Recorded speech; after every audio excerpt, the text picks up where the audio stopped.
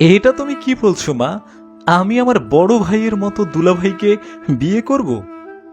না, আমি এটা কখনোই করতে পারবো না।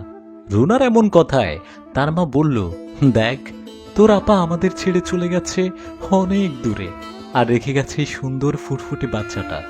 ওর মধ্যেই আমি আমার বড় মেয়েকে খুঁজে পাই। এই বলে কাঁদতে লাগলো মা। মাহিম ছেলে হিসেবে খুব ভালো। রূপা চলে যাওয়ার পর ওকে আর কোনোদিন হাসতে দেখিনি। আমার শরীরে আর বাচ্চা সামলানোর মতো শক্তি নেই। মাহিমকে কোনো দিন না কোনো দিন বিয়ে করতে হবেই। আর তার বউ যদি সন্তানকে আপন করে না নেয়, তাহলে কি হবে ভেবে দেখেছিস? এই দুশ্চিন্তায় আমি থাকতে চাই না। মা, তুই আর এই বিয়েতে না করিস না। রুনা তখন তার বোনের বাচ্চার মুখের দিকে তাকিয়ে আর কিছু বলল না। সে মনে মনে ভাবতে থাকলো, আমি আমার দুলাভাইয়ের দ্বিতীয় স্ত্রী হব। প্রথম স্ত্রী ছিল আমার নিজেরই বোন। যদিও এই বিয়েতে আমার বিন্দুমাত্র ইচ্ছে নেই। কি করে থাকবে? আমি কখনো আমার জীবন সঙ্গীর জীবনে দ্বিতীয় কোনো নারী হয়ে তার অন্তরে জায়গা করে নিতে চাইব না।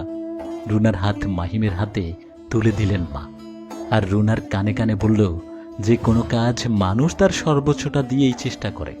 আশা করি তুইও মাহিমের মনটা আর তার সংসারটা নিজের করে নিতে তোর সর্বোচ্চ দিয়েই চেষ্টা করবি মা। তখন রুনা ভাবছিল, সে কিভাবে পারবে?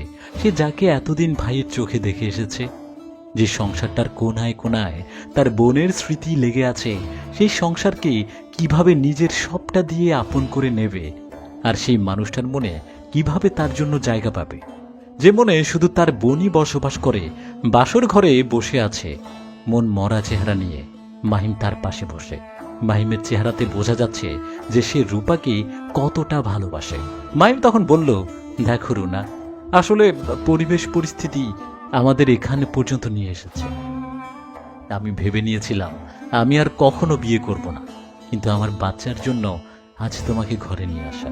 আমি জানি এই বিয়েতে তোমার কোনো মত ছিল না। আমি তোমাকে অনেক বড় বিপদে ফেলে দিলাম। এমন করে কেন বলছেন দুলা ভাই? মাহিম অবাক হয়ে তাকায়। ও সরি, এখন তো আপনি আর আমার দুলাভাই নন। এমন কেন ভাবছেন আপনি?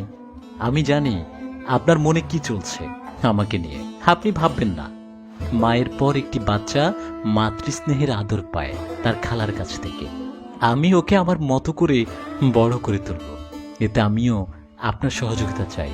আর আপনার কাছে আমার একটা দাবি আছে, যেটা আপনাকে পূরণ করতেই হবে। কি দাবি বলো? আমি চাই আমাদের বাচ্চা আজীবন জানবে ওর মা আমি। ও যেন কখনোই বড় হয়ে জানতে না পারে আমি ওর সৎ মা। এইটুকুই। মাহির তখন একটু হাসল।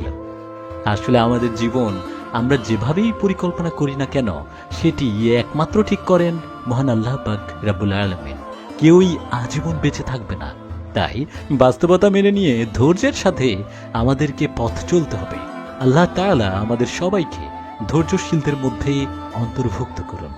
আমিন।